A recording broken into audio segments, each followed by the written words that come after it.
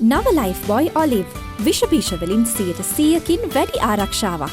ලයිෆ්බොයි ආරක්ෂාවෙන් නොපියව ඉදිරියට. කොරෝනා වෛරසයේ පැතිරීම වළක්වන්න සබන් යොදා දෑත් සෝදන්න.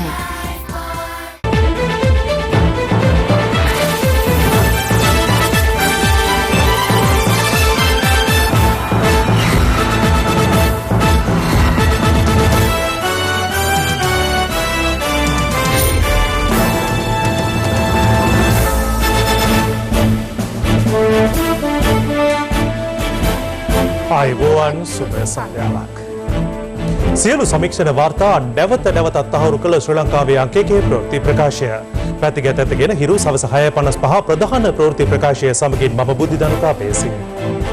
මම ශශිකලා කඳුබඩ ආරච්චි. ප්‍රථම නවදානය ප්‍රධාන ප්‍රවෘත්ති සිරස්තල වෙත.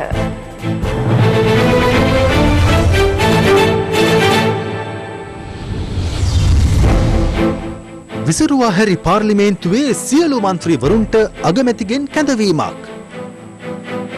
පාර්ලිමේන්තුව යළි රැස් කරන්නයි ඉල්ලීම කාලෝචිතයි හිටපු කතානායක කියයි. අද ආසාදිතයන් 4 දෙනෙක් සමස්තය 653යි. රාත්‍රී 8 සිට මුළු රටටම ඇඳිරි නීතිය. COVID-19 විද්‍යාගාර නිමැවුමක් Nobel සම්මානලාභියෙකුගෙන් අනාවරණයක්. සුපිරි බොලිවුඩ් නළු රිෂි කපූර් ජීවන රංගමඩලින් බැසයයි.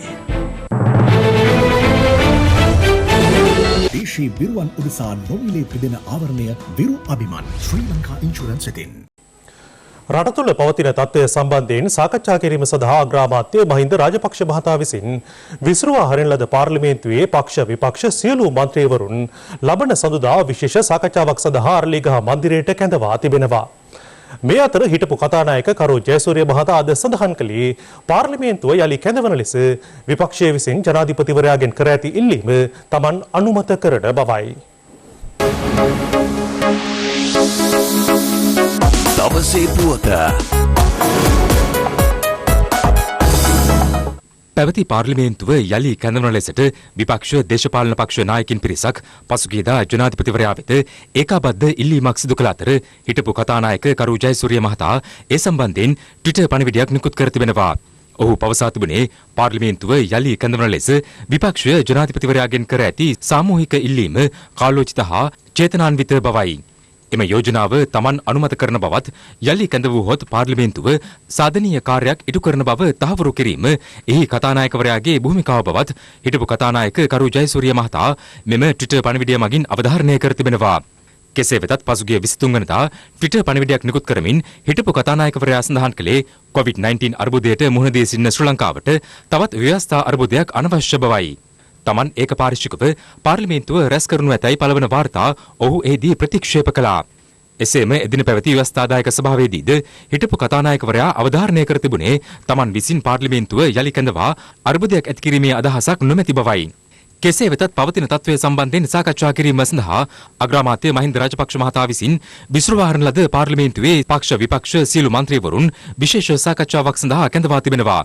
එම සාකච්ඡාව ලබන සඳහා පෙරවරු 10ට අරලියගහ මන්දිරයේදී පැවැත්වීමට නියමිතයි.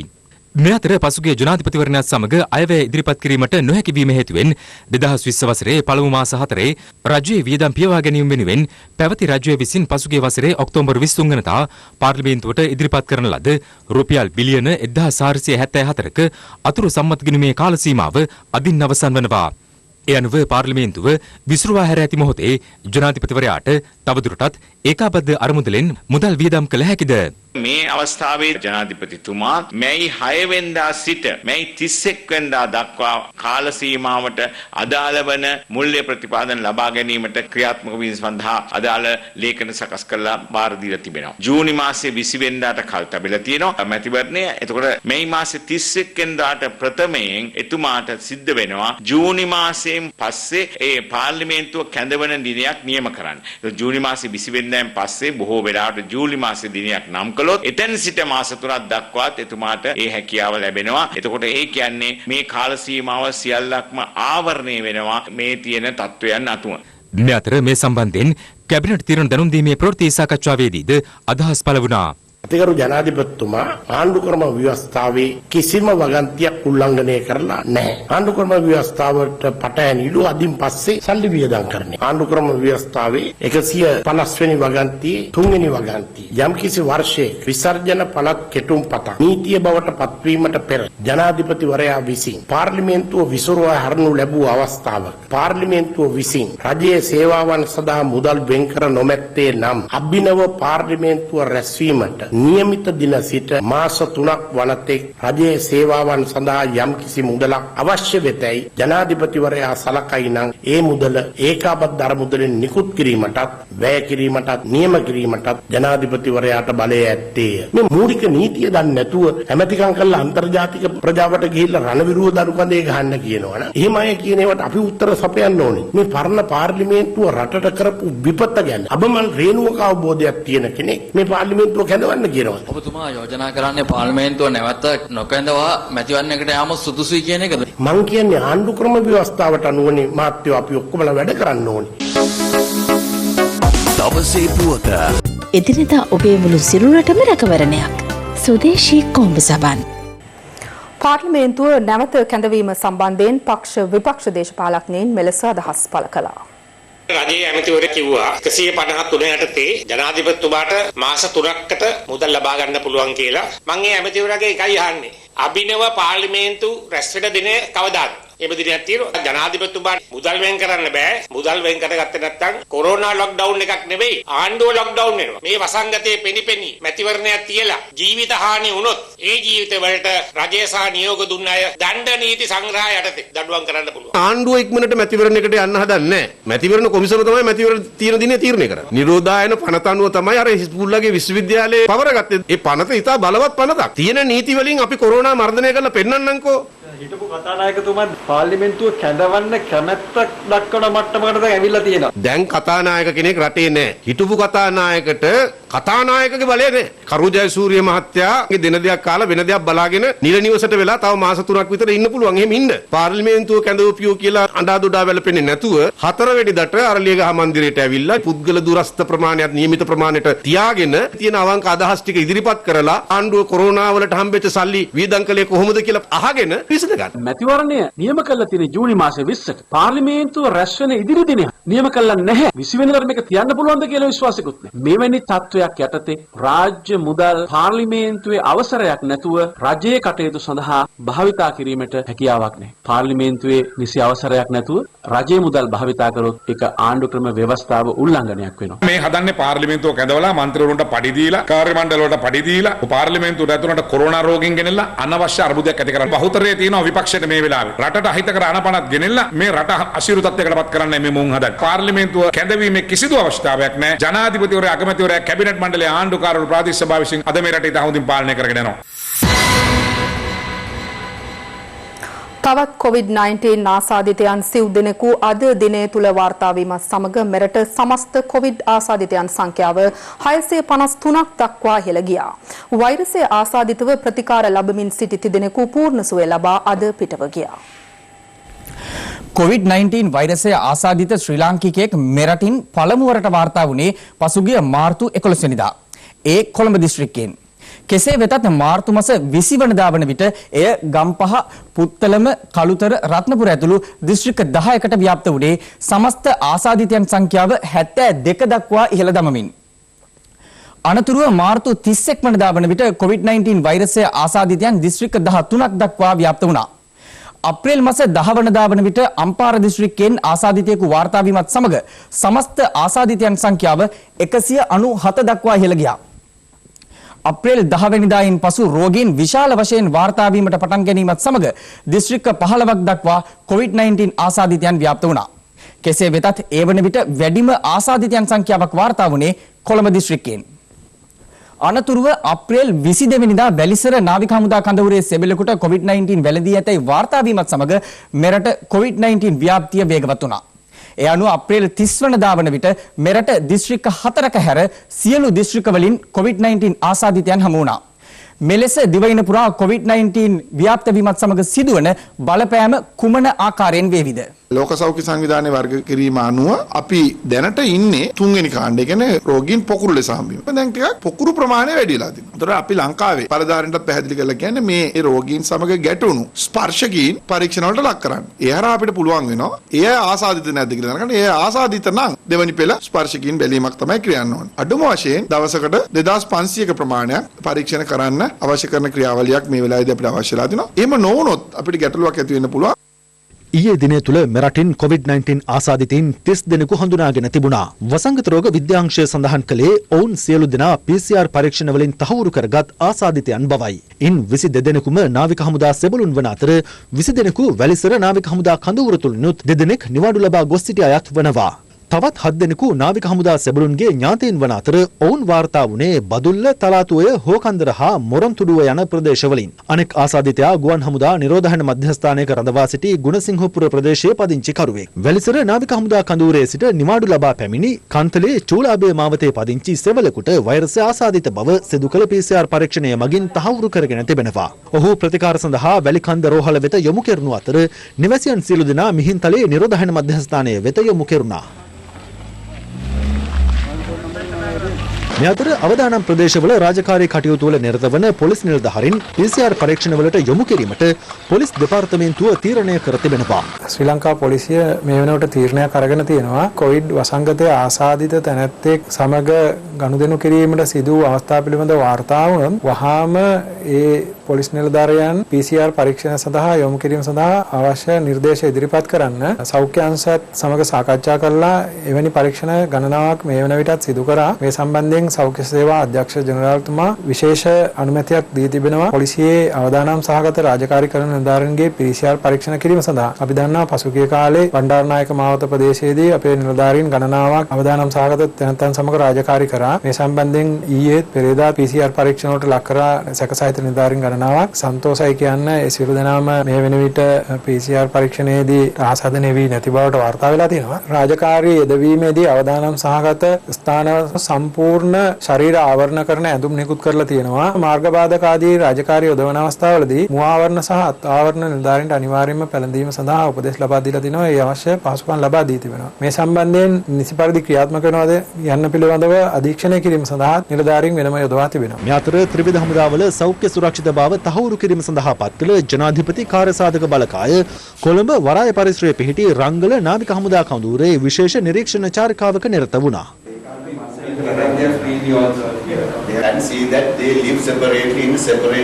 අපේ රටේ සෞඛ්‍ය අංශත් සමග උරනුර ගැටිලා අපේ මහ ජනතාව මේ වසංගතයෙන් බේරගන්න කටයුතු කරේ ත්‍රිවිධ හමුදාව. මෙතනදී නාවික හමුදාවත් විශාල සේවයක් කරා. අපේ නාවික හමුදාවේ සෙබළුන් පිරිසකටත් මේ රෝගය ආසාදනය වුණා. මේ සෙබළුන් අසනීප වුණේ ඔවුන්ගේ ශරීර සෞඛ්‍ය ගැන තකන්නේ නැතුව ඉස්සරහට ඇවිල්ලා ඒ රාජකාරී කරපු නිසායි. මෙතනදී මම මහ ජනතාවගෙන් ඉල්ලා සිටින්නේ අපේ ඒ නාවිකයිනුත් ඒ නාවිකයන්ගේ පවුල් වල අයත් ඔබේ ගම් වලින් කොම් කරන්නේ නැතිව ඒ අය කරපු මහඟු සේවය ගැන සලකලා බලලා අපි හැමෝම එකතු වෙලා අපේ රටෙන් මේ රෝගය තුරන් කරන්න කටයුතු කරමු.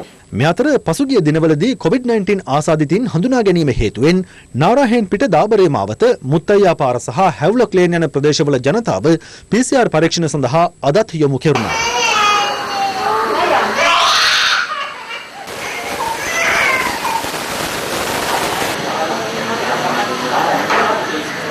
අපි මෙතන මුත්තයියා පාරේ PCR පරීක්ෂණ සහ ලේ ගැනීම පරීක්ෂණ කරනවා ප්‍රතිදේහ සොයා ගැනීමට COVID-19 වෛරසයේ PCR පරීක්ෂණ අද අපි කරනවා 120ක්. ඊට අමතරව ඊයේ PCR පරීක්ෂණ ගත්ත සෑම දෙනාගේම ප්‍රතිදේහ පරීක්ෂා කිරීම සඳහා අද ලේ සාම්පලත් මෙතනදී ගන්නවා. සමස්ත රෝගීන් සංඛ්‍යාව පිළිබඳව විශ්ලේෂණය කිරීමේදී මත්කුඩු මත්ද්‍රව්‍ය භාවිතය තුළින් මෙහි යම්කිසි ව්‍යාප්තියක් සිදු වී ඇති බවට පේනවා. එම සමස්ත රෝගීන් සංඛ්‍යාවේ 14 දෙනෙක් මත්කුඩු වලට මත්ද්‍රව්‍ය වලට ඇබ්බැහි වෙච්ච පුද්ගලයන් බවට අනාවරණය වෙලා තියෙනවා. යම්කිසි ආකාරයකට ඔබ ජීවත් වෙන වතු ප්‍රදේශයට නැත්නම් ඔබේ මහල් නිවාසවලට වෙනත් ප්‍රදේශයකින් කවුරු හරි ඇවිල්ලා නවාතැන් ගන්න උත්සාහ කරනවා නම් ඒ සඳහා ඉඩ ලබා දෙන්නට එපා. එහෙම යම් පුද්ගලයෙක් පැමිණියොත් ඒ පිළිබඳව පොලිස් ස්ථානයට ඒ වගේම සෞඛ්‍ය බලධාරීන්ට දැන්වීමට කටයුතු කරන්න. එහෙම දැනුම් දීමකින් තොරව යම් අයට නවාතැන් දීලා තිබෙනවා නම් පැය ගණනකට හෝ උන්ට එරෙහිව නිරෝධායන නීතීන් යටතේ මෙන්ම පොලිස් සාක්ෂ්‍ය පනත යටතේ කටයුතු කිරීමට පොලිසිය බලාපොරොත්තු වෙනවා. ඒ සමස්ත රෝගීන් සංඛ්‍යාව නිර්මාණය වී තිබෙන්නේ පොකුරු 31කින් බවට අනාවරණය වෙලා තිබෙනවා. දැනට ක්‍රියාකාරීව පවතින්නේ පොකුරු 4ක් පමණයි. ඉතුරු පොකුරු 27ම දැනට අකර්මණ්‍ය තත්ත්වයට පත් වී තිබෙනවා. ක්‍රියාකාරී තත්ත්වයට තිබෙන පොකුරු 4ෙනුත් පොකුරු 3ක් දැනට අක්‍රිය වෙමින් පවතිනවා. එක පොකුරක් පමණයි දැනටත් ක්‍රියාකාරී තත්ත්වයේ තිබෙන්නේ. මේ අතර නාගල්ගම් වේදිය ප්‍රදේශයෙන් COVID-19 ආසාදිතින් වාර්තා වීමත් සමග නිරෝධායන මධ්‍යස්ථාන වෙත යොමු කර සිටි 92ක් සිය නිරෝධායන කාලය අවසන් කර අද යලි සිය නිවෙස් වෙත පැමිණියා.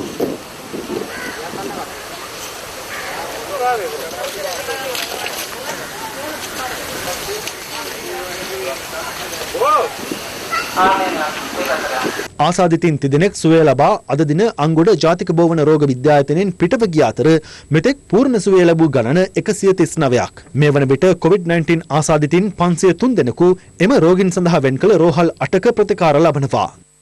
මේ අතර COVID-19 වසංගත තත්ත්වය පාලනය කිරීම සඳහා භාවිතයට ගන්නා මුව ආවරණ බැහැරලීමේදී ඒ සම්බන්ධයෙන් වැඩි අවධානයක් යොමු කළ යුතු බව මහජන සෞඛ්‍ය පරීක්ෂකවරුන්ගේ සංගමය පෙන්වා දෙනවා.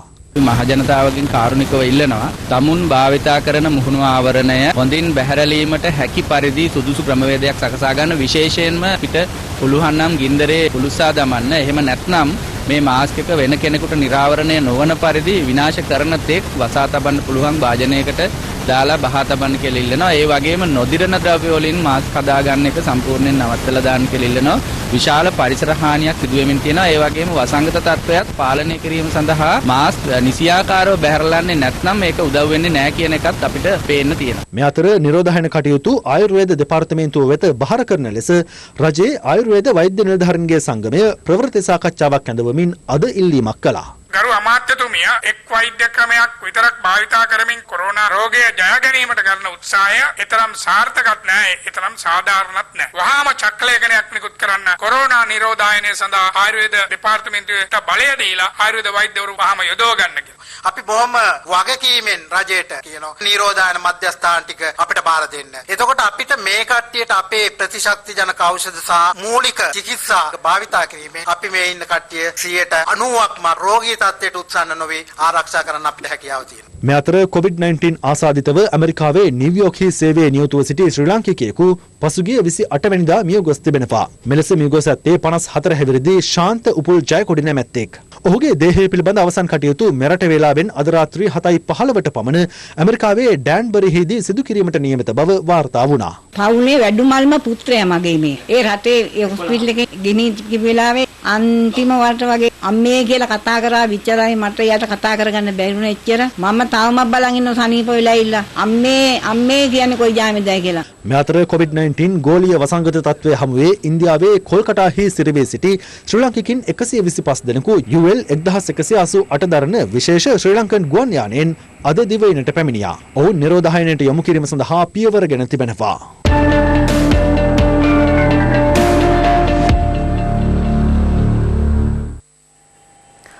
අද රාත්‍රී 8 සිට මැයි 4 වන සඳුදා පෙරවරු 5න් සමස්ත දිවයිනටම පොලිස් ඇඳිරි නීතිය ක්‍රියාත්මකයි. මේ අතර COVID-19 අවදානම් දිස්ත්‍රික්ක 4 වන කොළඹ, ගම්පහ, කළුතර සහ පුත්තලම දිස්ත්‍රික්ක හැර සෙසු දිස්ත්‍රික්ක සඳහා අද පෙරවරු 5ට ඇඳිරි නීතිය ඉවත් කෙරුණා.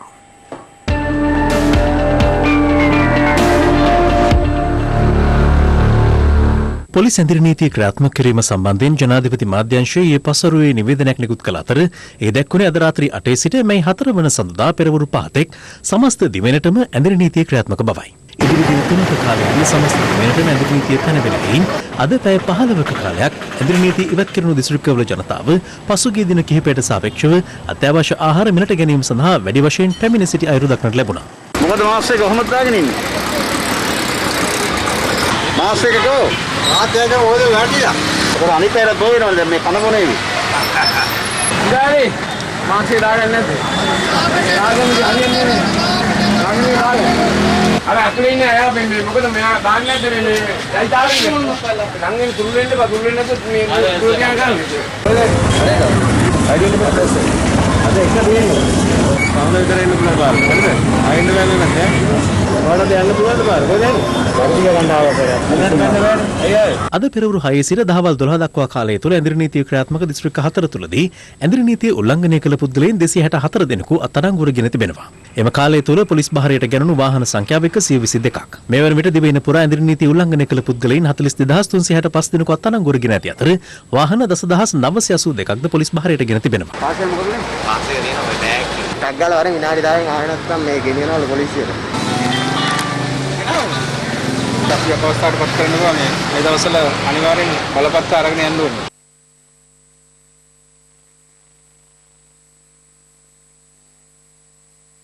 ඇඳිරි නීතිය ආරම්භ කළ දිනේ සිට මේ දක්වා 2365 දෙනෙක් අත්අඩංගුවට ගෙන තිබෙනවා. වාහන 11000ක් පමණ පොලිසිය භාරයට ගෙන තිබෙනවා. අද උදෑසන 6න් අවසන් වූ පැය 24ක කාලය තුල 500කට ආසන්න ප්‍රමාණයක් පුද්ගලයන් අත්අඩංගුවට ගෙන තිබෙනවා. නිෂ්පාදනයට ඒ වගේම වෙනත් අත්‍යවශ්‍ය සේවාවන්ට සම්බන්ධ ආයතන වෙත ඇඳිරි නීති බලපත්‍ර ලබා දී තිබුණා. එම බලපත්‍ර අද දිනේ අවසන් වෙනවා. දැනුම් දුන් පරිදි නැවත ඒවා අලුත් කර ගැනීමට අවශ්‍ය වෙන්නේ නැහැ. පොලිස් ස්ථාන වෙත ගොස් එම බලපත්‍ර මැයි 31 දක්වා වළංගු වෙනවා. මාර්ග බාධක 1100කට ආසන්න සංඛ්‍යාවක් යොදවලා තියෙනවා. මේ සතියන්තේ ඇඳිරි නීති කඩ කරන්නන් වගේම නීති විරෝධී මත්ද්‍රව්‍ය භාවිතා කරන්නන්, මත්පැන් නිෂ්පාදනය කරන්නන්, භාවිතා කරන්නන් පිළිබඳව සොයා බැලීම සඳහා මේ අතර පසුගිය කාල සීමාවේදී මෙරටට ආනයනය කළ රුපියල් බිලියන 10කට ආසන්න සුඛෝපභෝගී වාහන 500කට අධික සංඛ්‍යාවක් මේ වන විට කොළඹ වරාය පරිශ්‍රයේ ගොඩ ගැසී තිබෙනවා. මේට අමතරව ශ්‍රී ලංකා වරාය අධිකාරියේ සතු පරයන්ත 3ක කන්ටේනර් බහලුම් 13000කට ආසන්න ප්‍රමාණයක් පවතින බව එම අධිකාරියේ අතිරේක කළමනාකාර අධ්‍යක්ෂ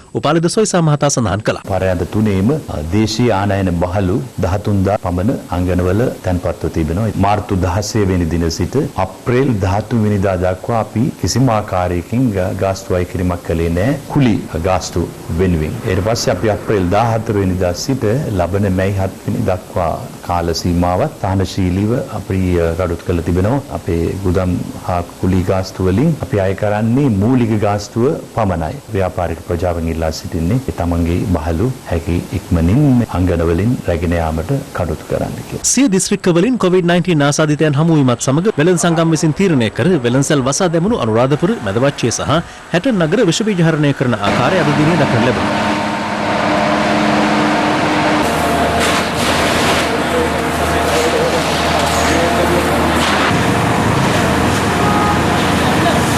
එපාවල නගරයේ වෙළඳ සංගමයේද සිය වෙළඳසල් වසා තැබීමට තීරණය කර තිබූ පසුබිමක එම වෙළඳ සංගමයේ සභාපතිවරයා ඇතුළු වෙළඳසල් කිහිපයක හිමිකරුවන් වෙළඳසල් විවෘත කර තිබීමත් සමග උණුසුම් තත්ත්වයක් ඇති වුණා. මේ අතර COVID-19 ව්‍යාප්තිය හේතුවෙන් ලබන මාස 10 වෙනිදා දක්වා කුරුණෑගල අධිකරණ සංකීර්ණයේ සහ රම්බඩගල්ල, පිලස්ස, පොල්ගහවෙල මහේස්ත්‍රාත් අධිකරණවල සහ කම්කරු විනිශ්චය සභාවේ නඩු සඳහා පෙනී නොසිටීමට කුරුණෑගල නීතිඥ සංගමය ඊයේ තීරණය කළ අතර අද දිනේ විශාල පිරිසක් කුරුණෑගල දිසා අධිකරණ සංකීර්ණ ඉදිරිපිටට පැමිණ සිටියා.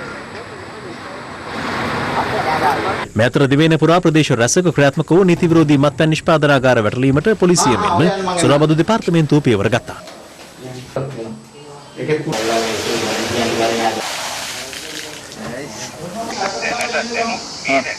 පෝර ලබා දීම සඳහා බණ්ඩාරගම ගොවිජන සේවා මධ්‍යස්ථානයේ ඊයේ කළ දැනුම් දීමක් අනුව අද ගොවීන් පිරිසක් එම මධ්‍යස්ථානයේ ඉදිරියට පැමිණ සිටි අතර නිලධාරීන් කිසිවෙකුත් එහි නොපැමිණීම හේතුවෙන් ඔවුන් පත් වූයේ දැඩි අපහසුතාවකටයි.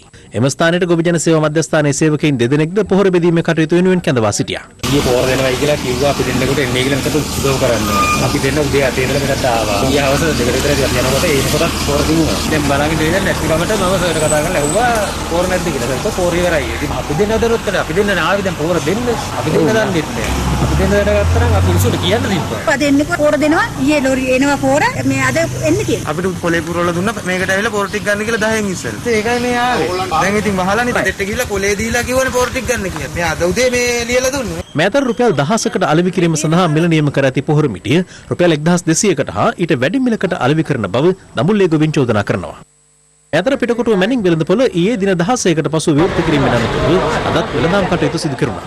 ඊයේ දිනේ ලොරි 120කින් පමණ මැනින් වෙළඳපොළට එළවලු තොග ලැබී තිබුණද අද දිනේ පැමිණ තිබුණේ ලොරි රථ 40කට ආසන්න සංඛ්‍යාවක් පමණයි. මේ අතර දඹුල්ල ආර්ථික මධ්‍යස්ථානයේ සහ සතිපොළට පැමිණෙන පිරිස් තවදුරටත් සෞඛ්‍ය ආරක්ෂිත ක්‍රමවේද වලින් බැහැරව කටයුතු කරන බව අප වාර්තාකරු පෙන්වා දෙනවා.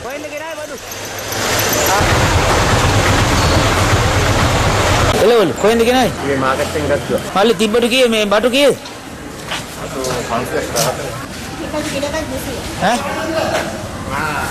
මාත්‍යා ඔය කොහෙද දාන්න තියෙන්නේ? කොස් කීයද?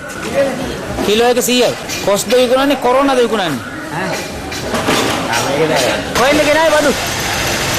මෙතර ලංකා ඛනිජ තෙල් සංස්ථාවේ කොළොන්නාව නිමාවේ ඇති තෙල් බවුසර් විෂ බීජ හරණය කිරීමේ කටයුතු අද මෙලෙස සිදු වුණා. කිසිම බියක් සැකක් ඇති කරගන්න එපා. අපි ගාව දැන් මාසයකට ඇති වෙන්න ඉන්ධන තොග තියෙනවා. දැන් මේ අවස්ථාවේදී අපිට වෙලා තියෙන ලොකුම ප්‍රශ්නේ දැන් ෂිප්ස් ටික අපි කැන්සල් කරගෙන යනවා. ස්ටොක් තියාගන්න තැනක් නැහැ. 180 ගහනේ පිටලා තියෙන්නේ දැන්. මෙතර යලි විවෘත කළ ආයෝජන මණ්ඩලයට අයත් කහතුඩුව ප්‍රදේශයේ ඇඟලුම් කර්මාන්ත ශාලා 5ක් මහජන සෞඛ්‍ය පරීක්ෂකවරුන්ගේ පරීක්ෂාවට ලක් වුණා. මේ ටෙස්ට් එකේ මේ මීටරේ පරතරේ ලකුණු කරලා තියෙන්නේ දෙන්නෙකුට මෙම මේසේ පාවිච්චි කරන්න පුළුවන්. පානදුර දිග්ගල ග්‍රාම සේවා වසමේ පවුල් 90කට ජීවනෝපාය අහිමි වීම නිසා ලබා දෙන රුපියල් 5000 දීමනාව නොලැබීම සම්බන්ධයෙන් අභ්‍යර්ථනා සලකා බැලීමට ග්‍රාම සේවා නිලධාරී කාර්යාලයට පැමිණෙන ලෙස දැනුවත් කර තිබුණත් ඒ ග්‍රාම නිලධාරී සහ සමුදු නිලධාරීන් නොමැතිවීමත් සමග උණුසුම් තත්ත්වයක් ඇති වුණා.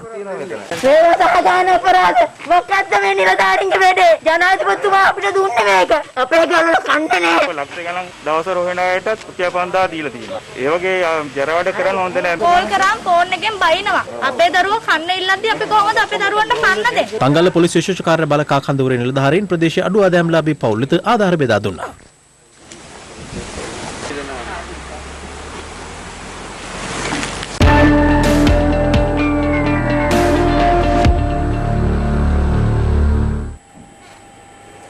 COVID-19 වසංගත තත්ත්වය හමුවේ අර්බුදයකට මුහුණ පා සිටින සංචාරක කර්මාන්තයට සහන සලසන ලෙස ශ්‍රී ලංකා මහා බැංකුව නිර්දේශ කර තිබියදීත් ඇතැම් වාණිජ බැංකු ඒවා ක්‍රියාත්මක නොකිරීම ගැටලුවක් බව ශ්‍රී ලංකා සංචාරක මණ්ඩලයේ සභාපතිනි කිමාලි ප්‍රනාන්දු මහත්මිය පවසනවා. ඇය මේ බව සඳහන් කළේ හිරු ටීවී ඔස්සේ විකාශය වන රට සහ හෙට වැඩසටහනට එක්වෙමින්. සංචාරක ක්ෂේත්‍රය පිළිබඳ අද පැවති එම වැඩසටහන සඳහා සංචාරක ප්‍රවර්ධන හිටපු රාජ්‍ය අමාත්‍ය අරුන්දික ප්‍රනාන්දු මහතාද එක් වුණා. COVID-19 අර්බුදයත් එක්ක සංචාර කර්මාන්තයේ පවතින තත්ත්වය කොහොමද විග්‍රහ කරන්නේ? 2018 තමා ඔක්කොමලා කියන්නේ හොඳටම තිබුණ ගාන කියලා. මිලියන 2.3. පාස්කු ඉරිදා එකට පස්සේ ජනවාරි මාසේ මම බැලුවා ලක්ෂ 2.24ක් ආවා. පෙබරවාරි මාසෙත් ලක්ෂ 2 ගානක් ආවා. ඒ විදිහට ගියා නම් ඇත්තටම මේ 2.3 හදාගන්න ලොකු දෙයක් නෙමෙයි. හැබැයි දැන් මේක වුණා. දැන් 13000ක් වගේ ඉතුරු වෙලා ඉන්නවා අපේ රටේ. යන්න ඕනේ නම් ගොඩක් කට්ටියට යන්න පුළුවන්. මොකද අපේ එයාපෝට් එක වහලා නැහැ. බැංකු වලින් ඉල්ලන්නේ අපිට උදව් කරන්න. මොකද සෙන්ට්‍රල් බැංක් එක කියලා තියෙනවා කොහොමද මේ අංශයට සල්ලි දෙන්නේ කියලා. මොනිටෝරියම් එක ගෙවන්න වෙලාවක් දීලා තියෙනවා. පොලි අනුපාතය අඩු කරලා වර්කින් කැපිටල් ෆැසිලිටිස් දීලා තියෙනවා. ලීසින් ගැන කතා ඒක ඇඩ්‍රස් කරලා තියෙනවා. පෝනින් ගැන ඇඩ්‍රස් කරලා. දැන් මේක ලිඛිතව තිබ්බට සංචාර කර්මාන්තයේ කට්ටියට උදව් කරන්නේ නැති එක තමයි දැන් මෙතන තියෙන්නේ. සමහර බැංකු මේක මේ ප්‍රසිද්ධ මාධ්‍ය වුණත් කියන්නට ඕන කාරණාවක්. ව්‍යාපාරිකයෙකුට කර්මාන්තකරුවෙකුට ප්‍රශ්න ඇති වුණාම ඒ මිරිකලා පොලිය වගේ දේවල් අය කරගන්න කටයුතු කරන අවස්ථා අපි දැකලා තියෙනවා. වාණිජ්‍ය බැංකු සහ රජයේ බැංකු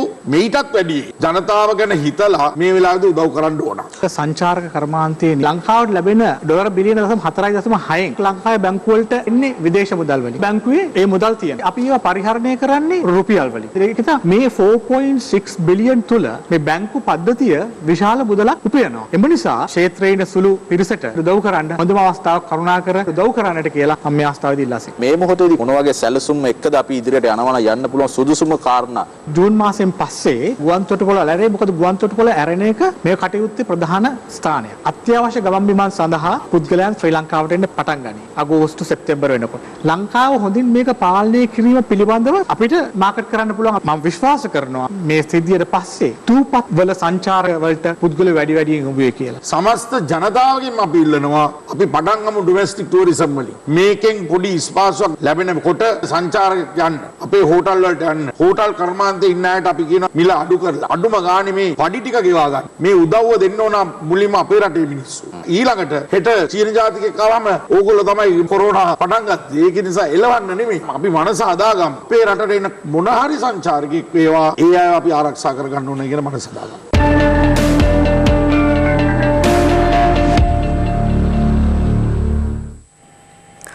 ලෝපුරා වාර්තා වන COVID-19 ආසාදිතයන් සංඛ්‍යාව මේ වන විට ලක්ෂ 32 ඉක්මවනවා.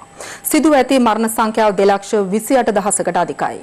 මේ අතර COVID-19 වෛරසය විද්‍යාගාරයක නිපදවන ලද්දක් බවට අනාවරණය වී ඇතැයි නොබෙල් ත්‍යාගලාභී ප්‍රංශ වෛරස විශේෂඥයෙකු වන මහාචාර්ය ලූච් මොන්ටේනියර් පවසනවා. ලොව රටවල් සහ කලාප 210කට වැඩි ප්‍රමාණයකින් මේ වන විට වාර්තා වන COVID-19 ආසාදිතයන් සංඛ්‍යාව 32,433 දක්වා ඉහළ ගියේ ගත වූ පැය 24 තුළ නව ආසාදිතයන් 81,678ක් වාර්තා වීමත් සමගයි. ලොව පුරා වාර්තා වන COVID-19 මරණ සංඛ්‍යාව මේ වන විට 2,28,394 දක්වා ඉහළ ගොස් තිබෙනවා. වෛරසයෙන් ලොව වැඩිම බලපෑමක් එල්ල ඇති ඇමරිකාවෙන් ගත වූ පැය 24 තුළ ආසාදිතයන් 28,429ක් වාර්තා වීමත් සමග එරට සමස්ත ආසාදිතයන් සංඛ්‍යාව 10,64,572 දක්වා ඉහළ ගියා. ඇමරිකාවෙන් වාර්තා වන පුද්ගල මරණ සංඛ්‍යාව 61,669ක්. මේ අතර ඇමරිකානු ජනාධිපති ඩොනල්ඩ් ට්‍රම්ප් රොයිටර් පුවත් සේවය සමග පැවති සම්මුඛ සාකච්ඡාවකදී අවධාරණය කළේ මෙවර ජනාධිපතිවරණයේදී Taman පරාජය කිරීමට චීනය උපරිම උත්සාහයක නිරත වන බවට COVID-19 වෛරසය හමුවේ ඔවුන් කටයුතු කරන ආකාරයෙන් මනාව පැහැදිලි වන බවයි. එමෙන්ම ලෝක සෞඛ්‍ය සංවිධානයට දඬුවම් කිරීමට අවශ්‍ය නිර්දේශ බලාපොරොත්තු වන බව දවල මන්දිරයේ පැවති කොරෝනා මර්ධන බලකාර රැස්වීමේදී ජනාධිපති ඩොනල්ඩ් ට්‍රම්ප් සඳහන් කළා. China and the World Health Organization with this investigation you commissioned with the intelligence community? Right, it's coming in and I'm getting pieces already and we're not happy about it and we are by far the largest contributor to WHO, World Health and they misled us. මේ අතර COVID-19 ආසාදිතයන්ට ලබා දීම සඳහා ඇමරිකාව අත්හදා බැලූ එන්නතක් සාර්ථක ප්‍රතිඵල පෙන්නුම් කරන බව එරට වෛද්‍ය විශේෂඥයන් පවසනවා. ඔවුන් පෙන්වා දෙන්නේ අදාළ එන්නත දින 11කදී ආසාදිතයන්ගේ රෝග ලක්ෂණ සැලකිය යුතු මට්ටමකින් සුව කිරීමට සමත්ව ඇති බවයි. කෙසේ වෙතත් මෙම එන්නත වෛරසය සඳහා ස්ථිර විසඳුමක් නොවන බව විදේශ වාර්තාවල දැක්වෙනවා. යුරෝපයේ වැඩිම ආසාදිතයන් සංඛ්‍යාවක් තවමත් ස්පාඤ්ඤයෙන් වාර්තා වන අතර ගත වූ පැය 24 තුළ ආසාදිතයන් 4,771ක් හමු වීමත් සමග එරට සමස්ත ආසාදිතයන් සංඛ්‍යාව 2,36,899 දක්වා ඉහළ ගියා. කෙසේ වෙතත් දෛනිකව වාර්තා වන ආසාදිතයන් සහ මරණවල අඩුවීම සැලකිල්ලට ගනිමින් යුරෝපයේ රටවල් රැසක් සංචරණ සහ නිරෝධායන රෙගුලාසි ලිහිල් කිරීමට මේ වන විටත් අවධානය යොමු කර තිබෙනවා. මේ අතර ගත වූ පැය 24 තුළ දකුණු කොරියාවෙන් නව ආසාදිතයන් වාර්තා නොවුනත් විදේශ රටවල සිට පැමිණි COVID-19 ආසාදිතයන් සිව් දෙනෙකු හඳුනාගත් බව එරට බලධාරීන් පවසනවා. COVID-19 ව්‍යාප්තිය ආරම්භ චීනයෙන් ගත වූ පැය 24 තුළ ආසාදිතයන් සිව් දෙනෙකු වාර්තා වී ඇති නමුත් ඔවුන් සියලු දෙනා විදේශ රටවල සිට පැමිණි අය බව චීන මාධ්‍ය වාර්තා කළා. මේ වන විට COVID-19 වෛරසය අප්‍රිකානු කලාපය තුළ සැලකිය යුතු මට්ටමක ව්‍යාප්තියක් පෙන්නුම් කරන අතර එම කලාපයෙන් වාර්තා වන ආසාදිතයන් සංඛ්‍යාව 35,000කට ආසන්නයි. අප්‍රිකානු රටවලින් COVID-19 මරණ 1,300කට වැඩි ප්‍රමාණයක් වාර්තා වනවා. නගර වසා දමමින් දැඩි නිරෝධායන ක්‍රියාමාර්ගවලට යොමු ඇති දකුණු අප්‍රිකාවේ ජනතාව ආහාර පාර්සල් ලබා ගැනීමේ අපේක්ෂාවෙන් දිගු පෝලිම් වල රැඳී සිටින ආකාරයයි මේ.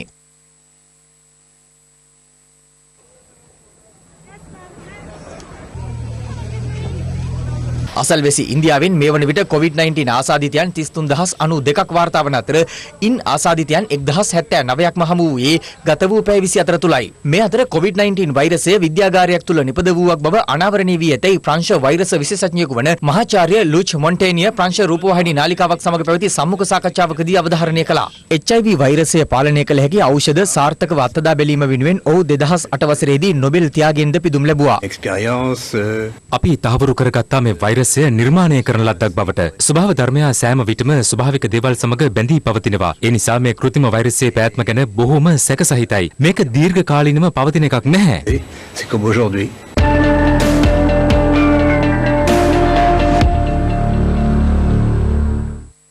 ඕනෑම දේශපාලන පක්ෂයකට නතු වූ පිරිස් රජයේ වෛද්‍ය නිලධාරීන්ගේ සංගමය ගන්නා ඕනෑම ක්‍රියාමාර්ගයක් විවේචනය කිරීමේ උත්සාහයක නිරත වන බවට රජයේ වෛද්‍ය නිලධාරීන්ගේ සංගමය චෝදනා කරනවා. ඒ රජයේ වෛද්‍ය නිලධාරීන්ගේ සංගමය හේතුවෙන් රට තුළ බීතියක් නිර්මාණය වී ඇති බවට රජයේ වෛද්‍ය නිලධාරීන්ගේ සංසදයේ සභාපති වෛද්‍ය රුක්ෂාන් බෙල්ලන මහතා ඊයේ කළ ප්‍රකාශයට ප්‍රතිචාර දක්වමින් රජයේ වෛද්‍ය නිලධාරීන්ගේ සංගමය කියන්නේ වෘත්තීය සංගමයක්. රටේ විශේෂඥ වෛද්‍යවරුන්ගෙන් 95%කට වැඩි ප්‍රමාණයක් සමාජිකත්වයේ දරන සාමාන්‍ය වෛද්‍යවරුන්ගෙන් 97%කට වැඩි සමාජිකත්වයක් දරන රටේ විශාලම වෛද්‍යවරුන්ගේ සංගමය. දේශපාලනිකව ගැති වෙච්ච එහෙම නැත්නම් ඕනම දේශපාලන පක්ෂයකට කඩේ යන සූදානම් තමන්ගේ ඉතිහාසයේම දූෂිත වෙච්ච පුද්ගලයෝ ඒ රජයේ වෛද්‍ය නිලධාරීන්ගේ සංගමය ගන්න ඕනම ක්‍රියාමාර්ගයක් විවේචනය කරන්න දේශපාලන අධිකාරීන්ට අවශ්‍ය විදිහට කටයුතු කරන්න උත්සාහ දරමින් ඉන්නවා. ඊයේ දිනේදී මාධ්‍යම පවත්වලා හැරෙන්නවත් හම්බුන්නේ නිවේදනය කරනවා. අද රාත්‍රී 8 සිට ඇඳිරි නීතිය පනවනවා. අපි දන්නවා මේ සංචරණ සීමා කරලා රට හොඳ තත්ත්වයකට එනකොට මේ සංචරණ සීමා කරපු එක වැරදි කියන ඕනතරම් පිරිස් බිය වෙන බව අපි දැනගෙන ඉන්නවා. අපි මේ මැදිහත් වීම කරලා දේශපාලන නායකත්වය සහ ජනතාව සහ සියලු දෙනාගේ මැදිහත් වීමෙන් ලැබිච්ච නිදහස තමයි ඔය මාධ්‍යම පවත්වමින් අද සමරන්නේ. ඒ නිසා ඒක සදාචාර සම්පන්නව සමරන්න. දැන් අද අපිට විරුද්ධව මාධ්‍යම පවත්වන විශේෂඥයින්ගේ කියා ගන්න, යුගතුන්නේ කියා ගන්න පිරිස් මේක වසංගතයක් කරලා මේ රටේ දේශපාලනික අස්ථාවරභාවයක දිගිරීම ඔවුන්ගේ අරමුණක් වෙන්න පුළුවන්. අපි මේවට උත්තර දෙන්න ඕනේ. ජනතාව උත්තර දීලා තියෙන මේ අයට තියෙන දේශපාලනික සම්බන්ධතා රාජ්‍යසේනාවන්ද ලෙඩ වුණාම කවුද මේ අය බලන්න ගියේ? ඒ අය සියලු දෙනාම ජනතාව විසින් අඳුරගෙන දින නිසා අපි අර කියනවානේ පිස්සෝ කලබල වුණාට දොස්තරලා කලබල වෙන්නේ නැහැ. COVID-19 ව්‍යාප්ත වීමත් සමග දෙඩි දුෂ්කරතා මැද සරණක් අවසිව සිටින අපේම ජනතාව වෙනුවෙන් ක්‍රියාත්මක රට වෙනුවෙන් හිරු සහන යාත්‍රා ක්‍රියාන්විතය මේ වන විට ගබ් නගර සිසාරා සාර්ථකව ක්‍රියාත්මක වනවා. මේ අතර සහන යාත්‍රා ක්‍රියාන්විතයට සමගාමීව පොදු ස්ථාන විෂ බීජ හරණය කිරීම, ආරක්ෂිත ඇඳුම් සහ උපකරණ පරිත්‍යාග කිරීම ඇතුළු වැඩසටහන් කිහිපයක් අදත් ක්‍රියාත්මක වුණා.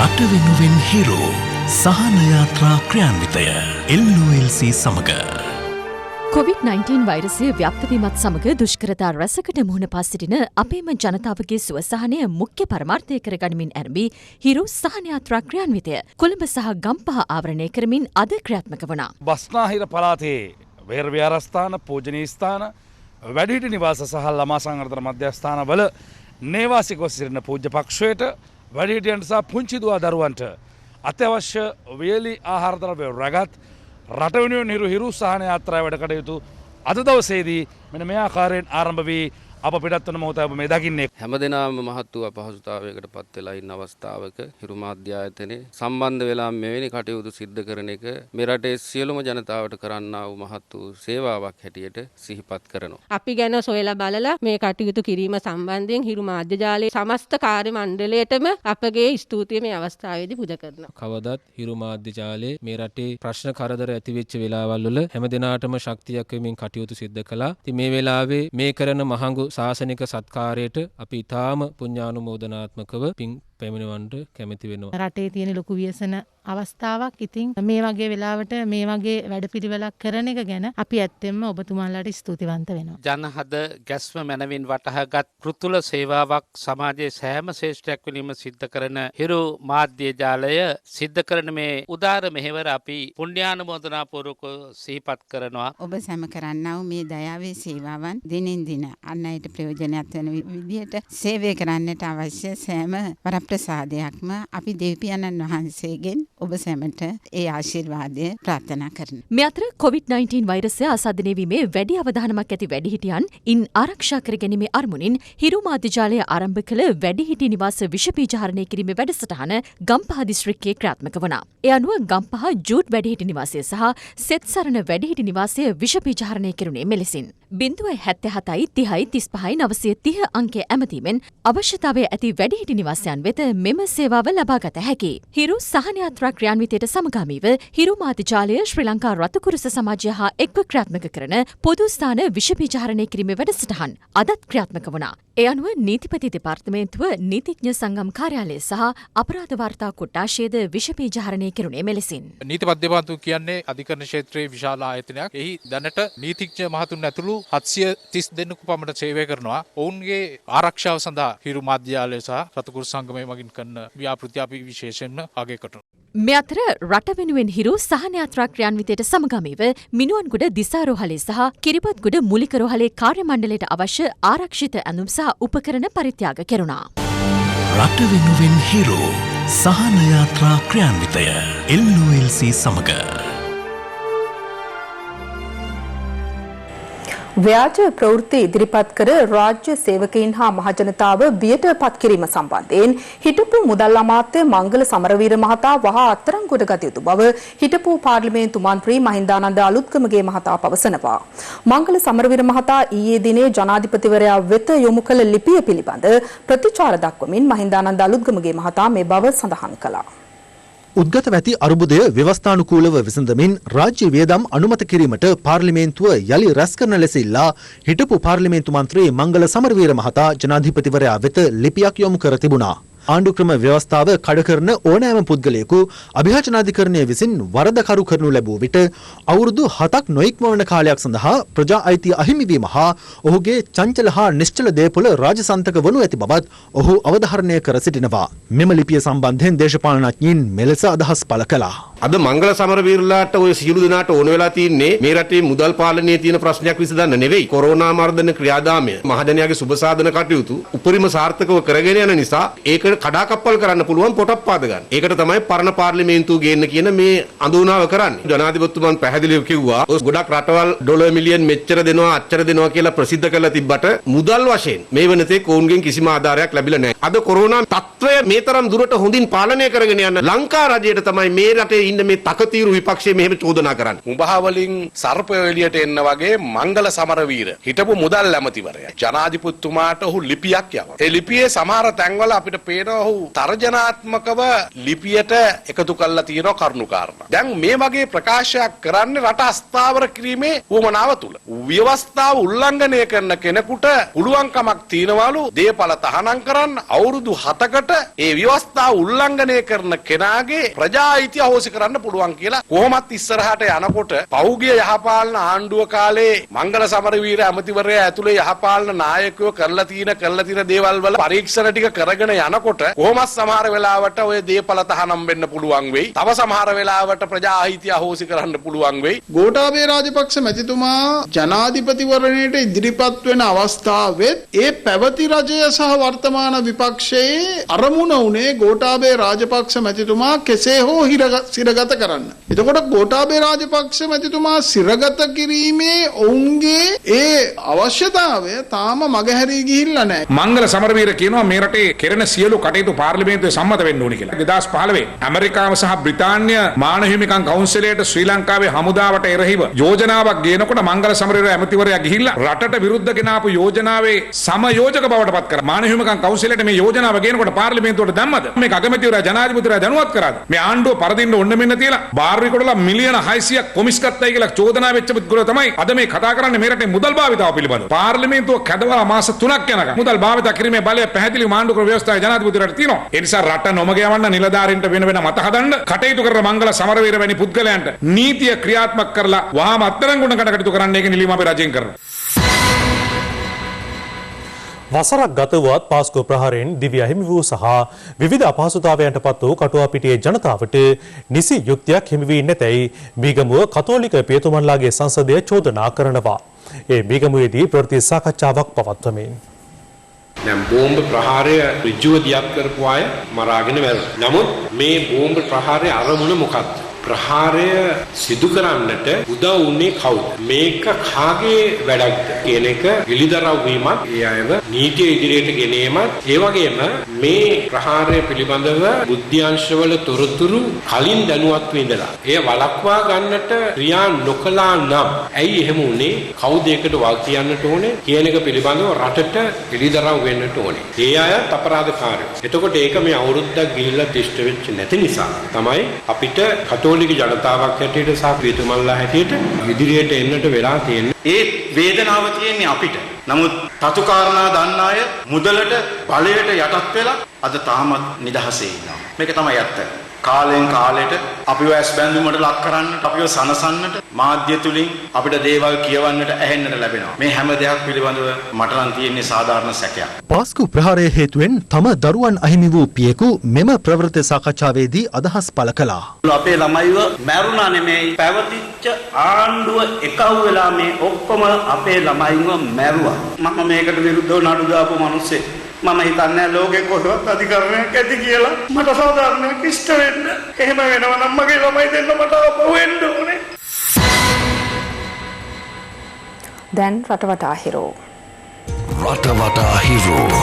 COVID-19 වසංගත තත්ත්වය හේතුවෙන් විහාරස්ථානවලට සහ වෙනත් ස්ථානවලට රැස් නොවී නිවෙස්වලට පමණක් සීමා වෙමින් මෙවර වෙසක් පුණ්‍යෝත්සව පින්කම් පවත්වන ලෙස ත්‍රෛනිකායික මහානායකයින්වරුන් නිවේදනයක් නිකුත් කරමින් ඉල්ලා සිටිනවා.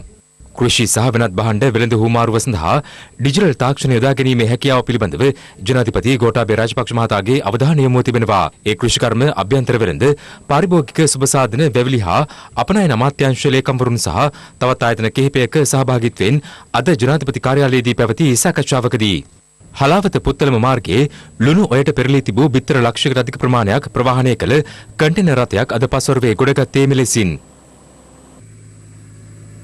කිරිඳිවැල රදාවාන ප්‍රදේශයේදී ඊයේ පස්වරුවේ කුඩා ලොරි රථයක් සහ ටිපර් රථයක් එකිනෙක ගැටී සිදු වූ අනතුරකින් කුඩා ලොරි රථයේ රියදුරු ජීවිතක්ෂයටපත් වූ අතර එම අනතුර ආරක්ෂක කැමරාවක සටහන්ව තිබුණේ මෙලෙසින්. ගම්පල ප්‍රදේශයෙන් හමු වූ COVID-19 ආසාදිතයෙකුගේ පවුලේ සමාජිකින් නිරෝධායන මධ්‍යස්ථානයකට යොමු කිරීම හේතුවෙන් නිවසේ සුරතල් සතුන්ට ආහාර ලබා දීමට ප්‍රදේශීය මහජන සෞඛ්‍ය පරීක්ෂකවරු අද කටයුතු කළා. රට වටා හිරු හිරු ප්‍රධාන ප්‍රවෘත්ති ප්‍රකාශයෙන් නිමාවට පත්වනවා. පැත්තක් නැතුව ඇත්ත දැනගන්න තිරේ දිස්වන පරිදි හිරු SMS ප්‍රවෘත්ති සේවාව ඔබේ ජංගම දුරකථන ජාලයට අනුව සක්‍රිය කරගන්න. යලිතම රාත්‍රී 9:55ට. ආයුබෝවන්.